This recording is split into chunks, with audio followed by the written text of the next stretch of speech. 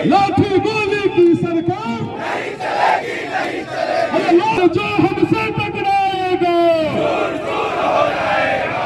सम्राट चौधरी संघर्ष करो, हम तुम्हारे साथ हैं। सम्राट चौधरी संघर्ष करो, हम तुम्हारे साथ हैं। नमस्कार, मेरा नाम नेहा झा है और आप देख रहे हैं फ्रंटलाइन 24। देखिए, अभी हम लोग मौजूद हैं मधुबनी के कलेक्ट्रेट के पास और आपको बता दें कि यहाँ पे भारतीय जनता पार्टी के द्वारा जो है वो धरना प्रदर्शन किया जा रहा है, जिसमें सांसद डॉक्टर अशोक यादव के साथ जो सुमन महासेठ है वो हैं और बीजेपी के और भी कार्यकर्ता नेता सब जो है वो यहाँ पे मौजूद है। ये धरना प्रदर्शन इसलिए किया जा रहा है क्योंकि जो आप लोग जानते हैं कि जो लाठीचार्ज विधानसभा पे किया गया था उसके द्वारा और जिनकी मृत्यु हो गई थी, जो बीजेपी के जो नेता थे जिनकी मृत्यु हो गई थी, उस वजह से इन लोग का ये धरना प्रदर्शन किया जा रहा है, जिसमें इन लोग का कहना है कि वो जिनकी मृत्यु हुई है उसके पूरा जिम्मेदार नीतीश कुमार हैं और उनके वजह से ही जो है वो उनकी मृत्यु हुई है।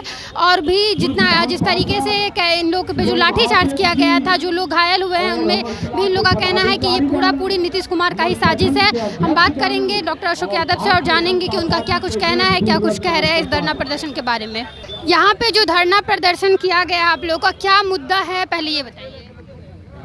आप सभी लोगों को पता है कि परसों 13 तारीख को भारतीय जनता पार्टी का पूर्व घोषित विधानसभा घेराव का कार्यक्रम था। जैसा कि आप सभी को पता है कि परसों 13 तारीख को भारतीय जनता पार्टी का पूर्व घोषित कार्यक्रम था विधानसभा घेराव का, और इसकी सूचना पहले ही से प्रशासन को दे दिया गया था, रूट का भी अनुमति मिल गया था।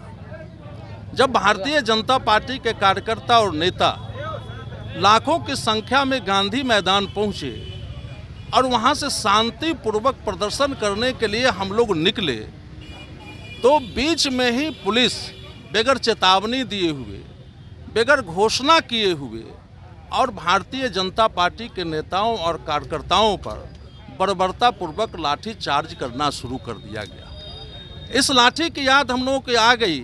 हम लोगों ने तो किताबों में पढ़ा है कि जब अंग्रेज के ज़माने में साइमन कमीशन के सामने जब भारतीय नारा लगा रहे थे, उस समय लाठी चार्ज किया गया था। और ऐसा प्रतीत हो गया कि जलियांवाला बाग कांड का भी याद आ गई हम लोगों को, जब कार्यकर्ता किसी मॉल में या मार्केट में घुस रहे थे तो गेट बंद करके उस पर बर्बरतापूर्वक लाठी चलाया जा रहा था।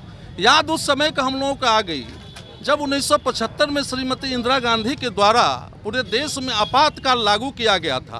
तो उस समय देश के नागरिकों का जो मौलिक अधिकार है उसका हनन कर लिया गया था, पत्रकारों पर लगाम लगा दिया गया था, नौजवानों को नसबंदी कर दिया गया था और तमाम विपक्षी नेताओं को जेल में बंद कर दिया गया था। और गांधी मैदान में जननायक जेपी के नेतृत्व में जब आंदोलन हुआ था तो वहाँ पर भी बर्बरतापूर्वक लाठी चलाया गया था। हम लोगों को उस दिन की भी याद आ गई। उस दिन ऐसा लगा कि बिहार में कोई लोकतंत्र नहीं है, जो आवाज़ उठाएगा नीतीश के पक्ष में उसको लाठी और गोली से दबा दिया जाएगा। उस दिन लोकतंत्र की हत्या करने का प्रयास किया गया, लोकतंत्र का उस दिन मजाक उड़ाया गया। और भारतीय जनता पार्टी के कार्यकर्ता जब बिहार के संपूर्ण मुद्दा को लेकर आंदोलन कर रही थी, हम मांग कर रहे थे कि शिक्षकों को राज्यकर्मी का दर्जा दिया जाए।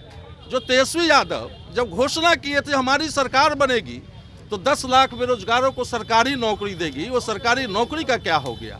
हम लोग कह रहे थे कि 1700 करोड़ का पुल टूट गया, उसकी जांच कराई जाए। उसका जांच नाम की कोई चीज़ आज तक नहीं हुआ है। हम कह रहे हैं कि डोमिसाइल नीति वापस लो। आज बिहार सरकार कह रही है कि बिहार में गणित है, विज्ञान है, अंग्रेजी का योग छात्र नहीं मिलता है। हम सवाल करते हैं बिहार सरकार से कि आपकी शिक्षा नीति कैसी है? नीतीश बाबू, 18 वर्षों से आपके पास, जब आपके सरकार में 18 वर्षों से आपके पास शिक्षा मंत्रालय है, आपकी शिक्षा नीति कैसी है नीतीश बाबू? किसान बेदहाल है, नवजुवक जहाँ आंदोलन करने जाता है उस पर लाठी चलाया जाता है। जब शिक्षक अपनी मांगों को लेकर आंदोलन करते हैं उन पर लाठी चलाया जाता है। इस सरकार के विरोध में अगर कोई न्याय मांगने जाता है तो उस पर बर्बरतापूर्वक लाठी चलाई जाती है। सब लोगों को पता है कि इस आंदोलन के क्रम में हमारे जो जहानाबाद के महामंत्री विजय कुमार सिंह थे, लाठी से उनकी हत्या कर दी गई है। ये भारतीय जनता पार्टी की एक बहुत बड़ी आहुति है। बिहार की जनता देख रही है इन मुद्दों को लेकर हमेशा भारतीय जनता पार्टी के कार्यकर्ता हम लोग बिहार के मुद्दों के लिए संघर्ष करते रहे और आगे भी संघर्ष करते रहेंगे। नीतीश बाबू को हम चेतावनी देते हैं और आरोप लगाते हैं कि नीतीश बाबू, विजय कुमार सिंह का हत्या आपने कराया है। 302 का मुकदमा नीतीश कुमार और तेजस्वी यादव पर चलना चाहिए। हम नीतीश कुमार पर आरोप लगाते हैं कि नीतीश बाबू, उस दिन आप हमारे नेताओं, प्रदेश अध्यक्ष हो, विपक्ष के नेता हो या हमारे कई सांसद विधायक हो, आपने हत्या का साजिश रचा था। भगवान भरोसे हम लोग बच गए। उस दिन का सीन देखने से लगता था कि अब यहाँ पर किसी की जान बच नहीं सकती है। मुझे भी लाठी लगी है, लेकिन हमारे कार्यकर्ता को बहुत धन्यवाद देते हैं। पवन शाह जी मेरे साथ थे, खुद लाठी खा के मुझे कम लाठी खाने दिए, उनको भी, पवन शाह जी को हम धन्यवाद देते हैं। आज आप लोगों के सामने हम लोग बैठे हैं। भारतीय जनता पार्टी का ऐलान हुआ कि कल हम लोगों ने काली पट्टी बांध के हम लोगों ने काला दिवस मनाया और यहीं पर मधुबनी में नीतीश कुमार का हम लोगों ने पुतला फूका था। और आज आप देख रहे हो कि विशाल धरना के माध्यम से इस नीतीश कुमार के जो लाठी चार्ज हुआ उसके विरोध में हम लोग प्रदर्शन करने जा रहे हैं। और आगे भी पार्टी जो तय करेगी, केंद्रीय नेतृत्व और प्रदेश नेतृत्व, जो दिशा निर्देश हम लोगों को मिलेगा, हम लोग भारतीय जनता पार्टी के कार्यकर्ता बनकर एक एक बूथ पर जाके इस सरकार को हम बेनकाब करने का प्रयास करेंगे। 24 में तो हम 40 के 40 सीट जीतेंगे ही, 25 में भी नीतीश बाबू को हम इस गद्दी से उतार के फेंकेंगे और बिहार की जनता भारतीय जनता पार्टी के नेतृत्व में सरकार हमारी बनने वाली। बहुत बहुत धन्यवाद। जिनकी मृत्यु हुई है, कुछ ये भी कहने में आया है कि वो उस घटना स्थल पे थे ही नहीं, पुलिस के द्वारा ये सुनने में को किसने कहा? ये बात आ गई जब उनकी मृत्यु हो गई।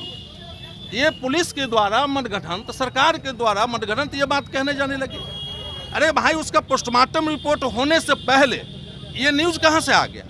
ये सरकार बहाना बना रही है, ये सरकार हत्यारी है और जो हत्या इस सरकार की है उसको कीमत चुकाना पड़ेगा। आप लोग एक बात बताइए, इतना लाठी चार्ज हुआ, लाखों की संख्या में भारतीय जनता पार्टी के कार्यकर्ता शांतिपूर्वक प्रदर्शन कर रहे थे। एक वीडियो आप दिखा दिए कि भारतीय जनता पार्टी के कार्यकर्ताओं ने कहीं रोड़ा चलाया हो, कहीं पुलिस पर कुछ किया हो, कुछ नहीं हुआ। ये प्रशासन का आरोप है। आप कह रहे हैं तो हो सकता है कुछ राजद के गुंडे आके प्रशासन सिविल ड्रेस में आके इस तरह का काम किया हो, लेकिन इस तरह की हम लोगों को कोई सूचना नहीं है।